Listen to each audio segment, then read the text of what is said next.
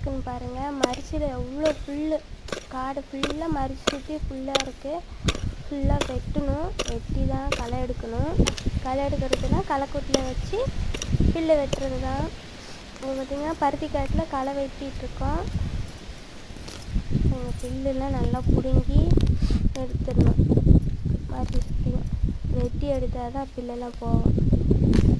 வெட்டிட்டு வராத புல்லை பிடுங்கினா தான் செடிக்கு நல்லாயிருக்கும்.